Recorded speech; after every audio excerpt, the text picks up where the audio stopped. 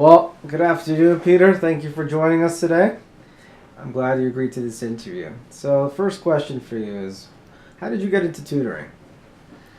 So after college, I started working with some students who told me they needed some help for SAT.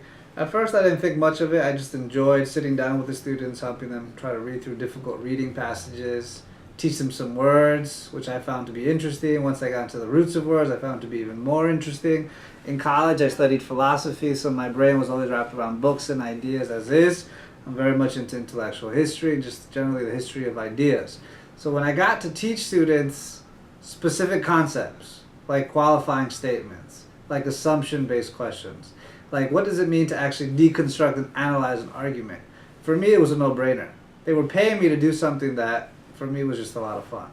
So when I started working with one student, that led to another and another, and just like the domino effect, word spread quickly, they enjoyed my teaching style, and most importantly, I got them results. Wow. So that started on the SAT front. And then I started ACT because naturally those are the two tests that students need to take.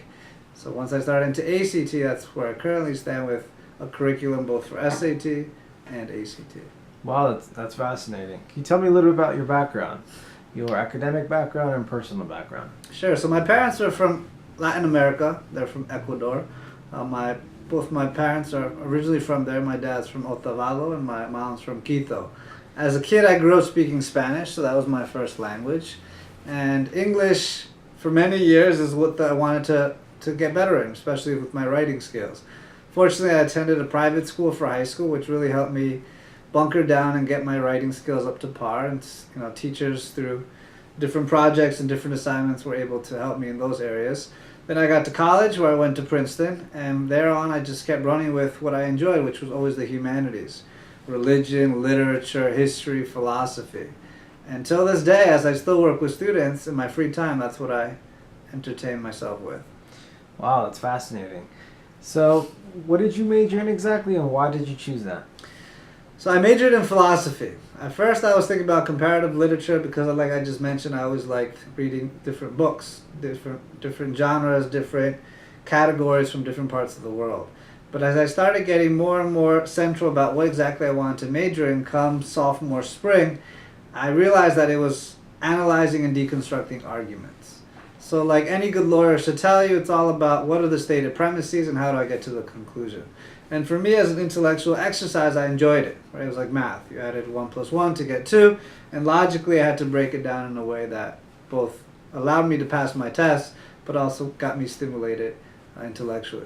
So based on my academic experience, when I started tutoring the students again, it kind of rehashed all of my college experience in a way that was delightful and pleasant for me.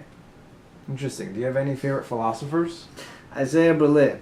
Isaiah Berlin was the first philosopher that really opened my eyes to the history of ideas. Him and Hannah Arendt, although Isaiah still takes the top place in my mind, just because if you read the collection of his stories, his journals, his books, it's all about tracing different ideas through the history of man. And from his different writings on the Russian Revolution to European cultural history points to even American cultural points, I always enjoyed reading small essays, very brief, terse writings that captured an idea and gave a nice historical background to it. And ever since then, I've pretty much just latched onto this history of idea type of genre. Great. So, outside of tutoring and academics, what else do you like to do in your free time? Well, for many years I played the oboe. That took up a lot of time. For any oboists out there, they should tell you that if you try to be an oboist, you eventually will have to make your own reeds. And if you want to make your own reeds, at least in the way that you should make reeds, it takes time. So that took up a lot of my time, and it still takes some of my time as I try to play in community bands and orchestras in the area. Outside of that, I do like to move a little bit when I can, so that primarily consists of playing tennis and just generally going to the gym when I can.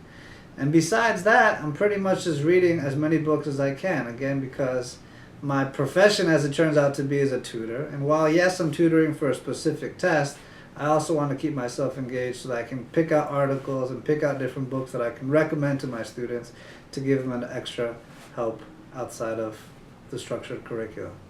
You mentioned books. Do you have any favorite authors? Well, besides Isaiah Berlin, again, who was a noted historical figure of mine and a hero, I do like a lot of the famous biographers currently writing. So that consists of Hermione Lee, Rebecca Mead. I enjoy reading all the works by the famous Reagan biographer. I forget his name right now, but it'll come to me. And there's other authors that have to do with different writings having to do with business, entrepreneurship.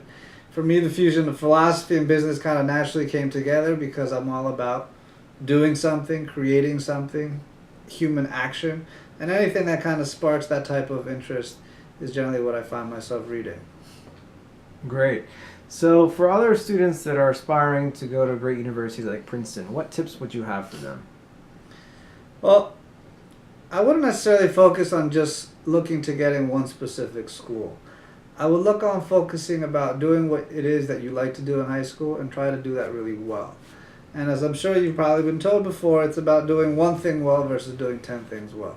So whether it's Princeton, whether it's a Brown, whatever school you want to call it, I would first focus on doing something that you naturally enjoy and are naturally excited about, you have this natural penchant towards, in a way then that even if the school that you ascribe to yourself since you were 10 is not the school you end up going to, you feel like you were a success because you were able to do that one project that really got you excited.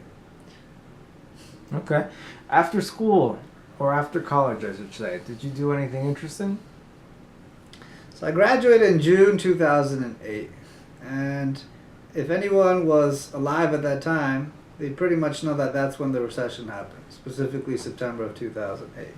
So pretty much the financial crisis hit, and obviously things weren't the best. Fortunately for me, I had always planned to move to Shanghai after graduating. I was very much in discussion with a law firm out there that gave me an internship, and fortunately I was able to get out there and do what I wanted to do, which was further continue my study of Mandarin and also possibly explore the field of law. What I ended up finding out was that law wasn't for me, but I did still like the Mandarin component of my whole experience, and for that I'm very thankful for the opportunity. So once I came back, I was able to still keep reading Chinese newspapers, continue to listen and watch Chinese TV shows. And then when I started working with students, some of those students happened to be Chinese. And when I talked to the parents, therein lied my connection to them, where I could talk to them also in Mandarin. So everything on that area of my experience also is still alive and well, besides the academic. Well, that's great. Would you say you're pretty fluent in Mandarin?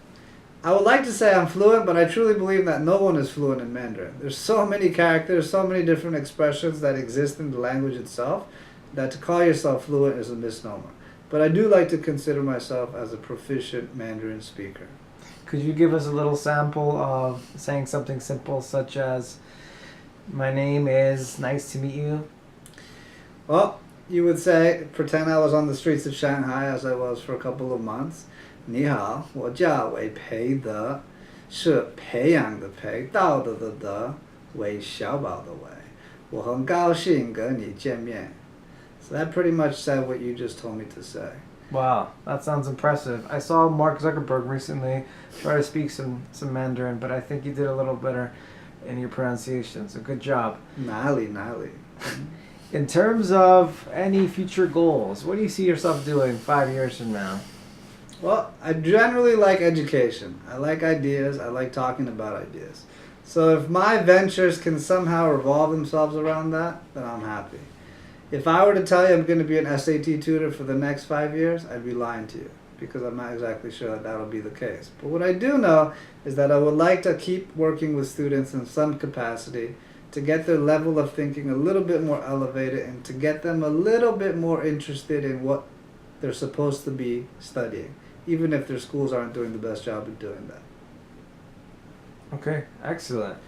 So before we close for today, is there anything that you would like to share with the audience about yourself? Well, I'm now getting closer to my 30s, believe it or not. I know I look young, and I appreciate your thoughts ahead of time. Nonetheless, I truly believe that if you do what you like and you enjoy what you do, then life is fun. Life is good. Just try to be happy. Find one or two things that really animate you and do it well. Ultimately, life's about different projects. That's how I view the current project I'm on. Who knows what other projects hold for me in the future. But whatever it is, just apply yourself and make things happen. Excellent. Well, thank you so much for joining us today. This was a great interview, and I look forward to speaking with you again. Thanks for the opportunity.